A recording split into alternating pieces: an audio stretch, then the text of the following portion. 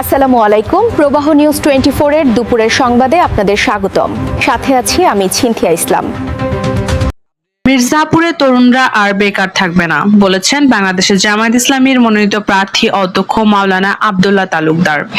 আমি যদি ত্রয়োদশ জাতীয় সংসদ নির্বাচনে নির্বাচিত হই তাহলে গোড়াই শিল্পাঞ্চলকে কেন্দ্র করে স্থানীয় যুবকদের জন্য কর্মসংস্থানের ব্যবস্থা করব।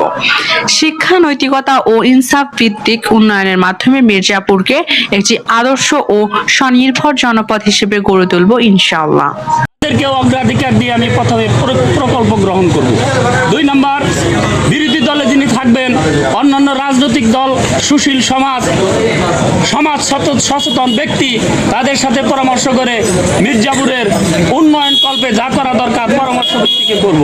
বিশেষ করে মির্জাপুরের 2টি নদী রয়েছে, এই নদী 2টিকে বেড়িবাঁধ তৈরি করার ব্যবস্থা করব। মির্জাপুরে গুড়াই শিল্পনগরী রয়েছে, এই শিল্পনগরীকে সুন্দর শিল্পনগরী, পরিকল্পিত শিল্পনগরী হিসাবে গ্রহণ করব এবং মির্জাপুরে 45টা সহ আরো বড় বড় শিল্প রয়েছে, কিন্তু আমার মির্জাপুরের ছেলেদেরকে সেই মিলগুলোতে চাকরি দেওয়া হয় না। আমার মির্জাপুরে মিল কারখানা আমার সন্তানদেরকে চাকরি দেওয়া হয় না।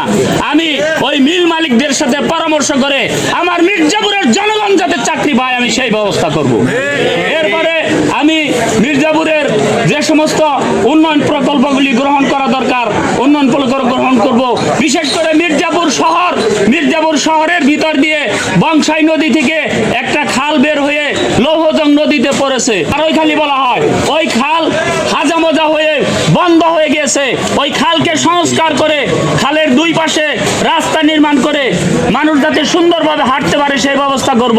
মির্জাপুর কলেজের পূর্ব পাশে একটা ব্রিজ আছে, যে ব্রিজ দিয়ে রিক্সাও যাওয়া যায় না, ওই ব্রিজকে ভেঙে সম্প্রসারণ করে নতুন ব্রিজ নির্মাণের ব্যবস্থা করব।